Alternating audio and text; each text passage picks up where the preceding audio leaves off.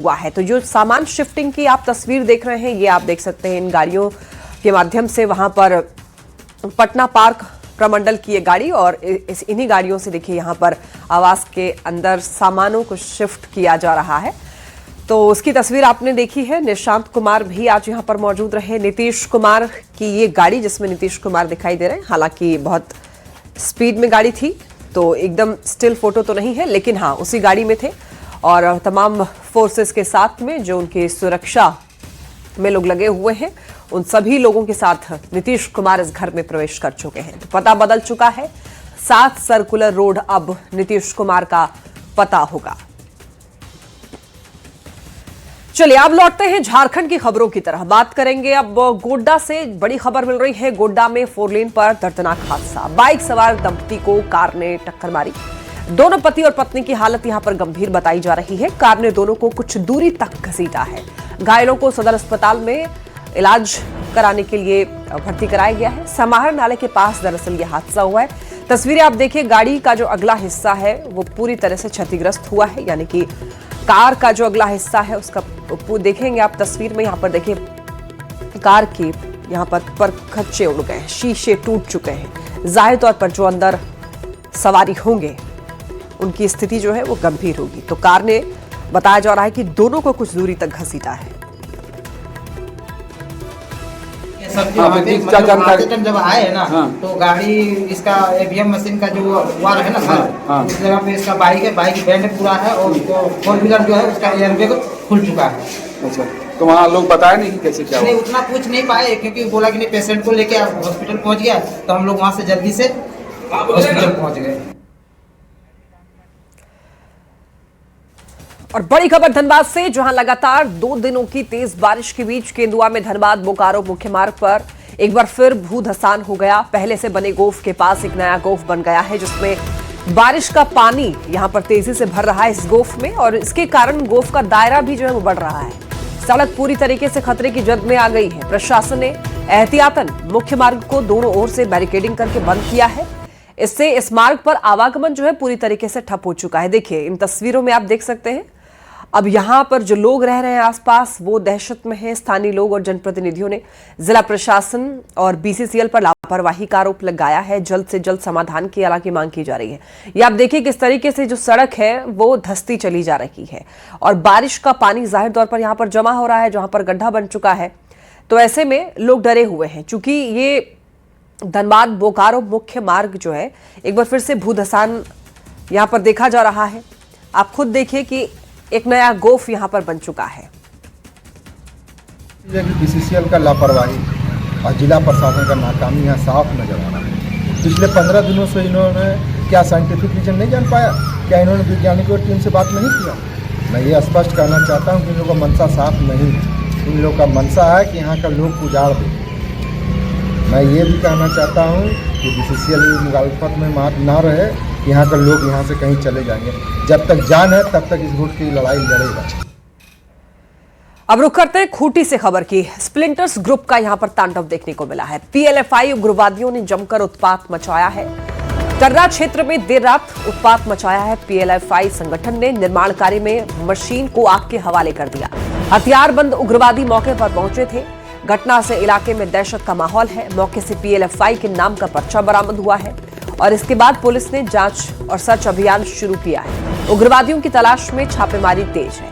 देखिए पीएलएफआई एक ऐसी प्रतिबंधित संगठन है जो कि यहां पर लगातार उत्पात मचा रहे हैं और ऐसी खबरें अन्य जगहों से भी सामने आई है। लेकिन यह मामला जो है कर्रा क्षेत्र का है जहां देर रात जमकर उत्पात मचाया है। पीएलएफआई संगठन के लोगों ने, उग्रवादियों ने दरअसल यहां पर निर्माण कार्य में लगी मशीन को आग के हवाले कर दिया है। हथियारबंद उग्रवादी मौके पर पहुंचे थे और यहां पर दहशत का माहौल भी है।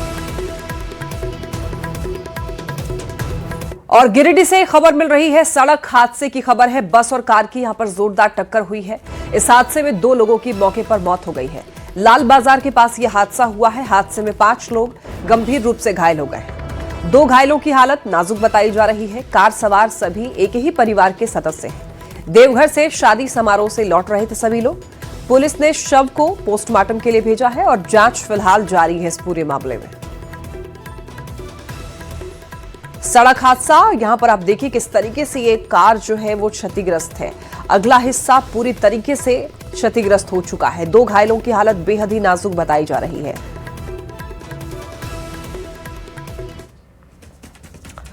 देखिए, रांची के रहने वाले 7 साल के ईशांक सिंह ने अपनी शारीरिक सहन शक्ति और मानसिक दृढ़ता का लोहा मनवाते हुए समुद्री इतिहास के पन्नों में अपना नाम स्वर्ण अक्षरों में दर्ज करा लिया है। 30 अप्रैल को ईशांक ने श्रीलंका और भारत के बीच स्थित दुर्गम पार्क यहां पर जल डमरू मध्य को तैर कर पार करने वाले दुनिया के सबसे कम उम्र के तैराक बनने का गौरव हासिल किया है।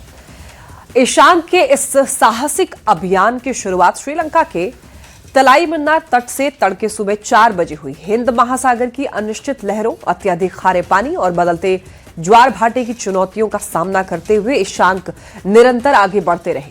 इन कठिन परिस्थितियों ने दशकों से अनुभवी तैराकों की भी परीक्षा ली है, लेकिन 7 साल के इस बालक के हौसले डगमगाए नहीं। लगातार 9 घंटे 50 मिनट की कड़ी मशक्कत के बाद ईशांक दोपहर 1:30 बजे धनुषकोडी के अरिचल मोनाई, या कि भारत का एक हिस्सा है अरिचल मोनाई, वहां पहुंचे। जैसे ही उन्होंने रामेश्वरम की रेत पर कदम रखा, वहां पर मौजूद भीड़ और समुद्री अधिकारियों ने तालियों की गड़गड़ाहट के साथ उनका स्वागत किया। उनकी इस उपलब्धि पर पूरे देश में खुशी है, गर्व का माहौल है। तो श्रीलंका से भारत तक पाक जल डमरू मध्य, यानी कि इसे स्ट्रेट कहा जाता है, और 30 किलोमीटर की दूरी लगभग 9 घंटे 50 मिनट में पूरी की है। नन्हे तैराक बने हैं ईशांक। चाईबासा से बड़ी खबर है। कल नक्सलियों सुरक्षा बल में मुठभेड़ में मारे गए नक्सली का शव लाया गया। कोल्हान जंगल से बरामद किया गया शव और कल देर रात तक शहर पहुंचाया गया शव। सदर अस्पताल में आज पोस्टमार्टम होगा। डॉक्टर की मौजूदगी में 3 डॉक्टरों की टीम जांच करने वाली है। मारे गए नक्सली की पहचान इजराइल पूर्ति उर्फ अमृत के रूप में हुई है। बुधवार को मुठभेड़ में हुआ था ढेर। कोल्हान जंगल में अब भी सर्च ऑपरेशन जारी है। नक्सलियों की घेराबंदी के लिए अभियान तेज कर दिया गया है। तो बुधवार को ही दरअसल मुठभेड़ में ढेर हुआ था ये नक्सली, और दरअसल नक्सली और सुरक्षा बलों के बीच में मुठभेड़ हुई, जिसमें कि मारा गया ये नक्सली और नक्सली का शव लाया गया। कोल्हान जंगल से ही शव बरामद हुआ। कल देर रात शहर पहुंचाया गया शव और आज पोस्टमार्टम होगा। उसके बाद दरअसल 3 डॉक्टरों की टीम जांच करेगी। फिर मारे गए नक्सली की पहचान जो हुई है वो इजराइल पूर्ति उर्फ अमृत के रूप में हुई है। और अब बताया जा रहा है कि नक्सलियों की घेराबंदी के लिए अभियान और ज्यादा तेज कर दी गई है।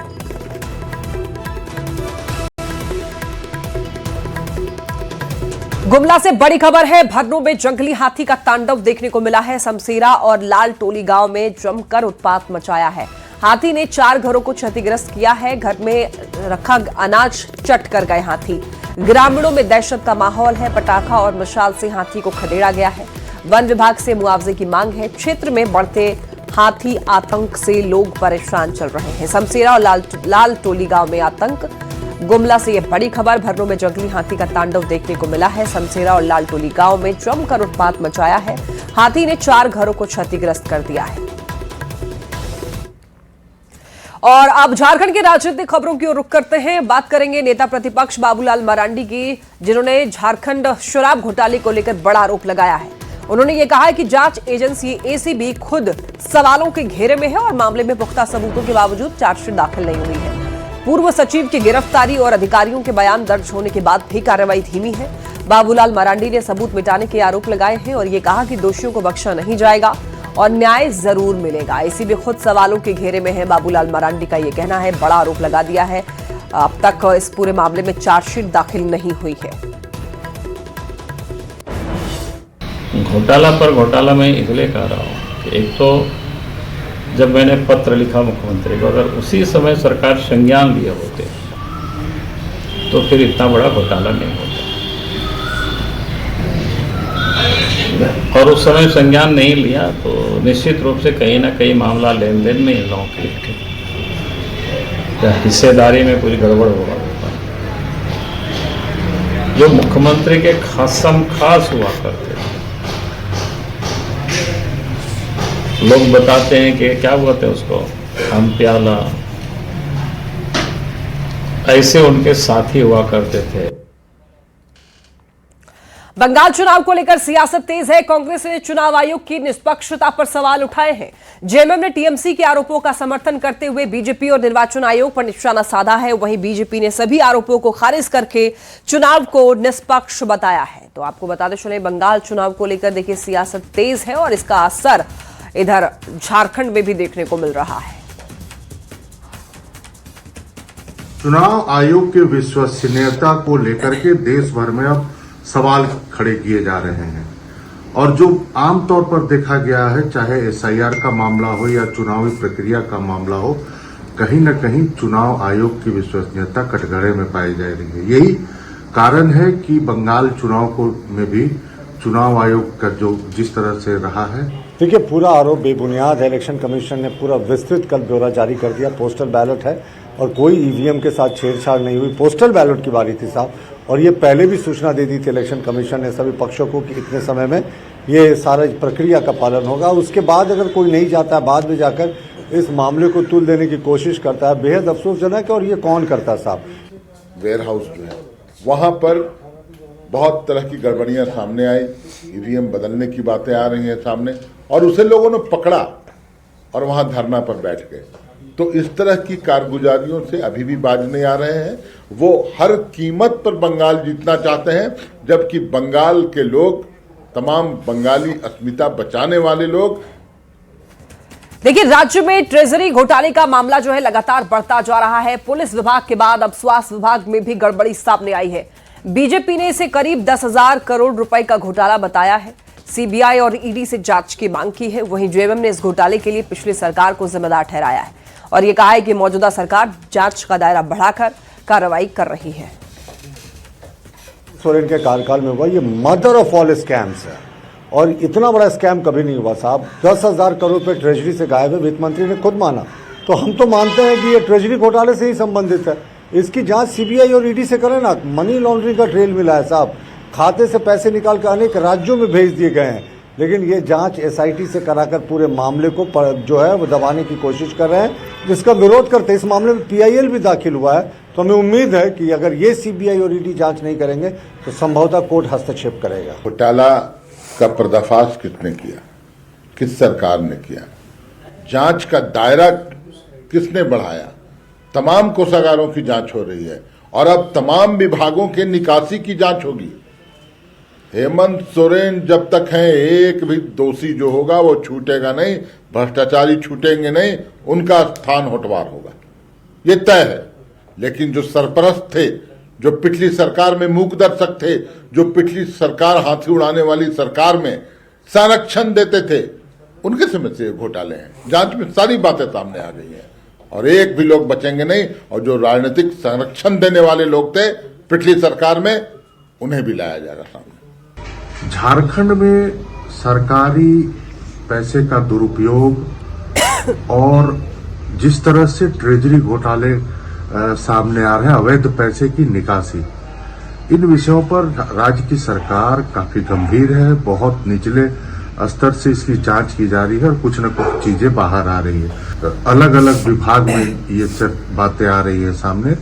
तो ये देखना होगा कि इसकी जड़ें कहाँ तक है और सरकार तेजी से इस जांच प्रक्रिया को आगे बढ़ा रही है। कई लोग इसमें बेनकाब होने की संभावना है। राज्यपाल संतोष कुमार गंगवार ने आज रांची के लोक भवन में जनगणना 2027 के प्रथम चरण के तहत स्वगणना प्रक्रिया की शुरुआत की और इस दौरान उन्होंने स्वयं अपनी जानकारी दर्ज कर इस राष्ट्रीय कार्य में भागीदारी निभाई। राज्यपाल ने यह कहा कि जनगणना 2027 के पहले चरण में मकानों की सूची और गणना का कार्य किया जाएगा, जिसमें 33 तरह के आंकड़े एकत्र किए जाएंगे। राज्यपाल ने सभी नागरिकों से यह अपील की है कि वो इस प्रक्रिया में सहयोग करें और सही जानकारी उपलब्ध कराएं।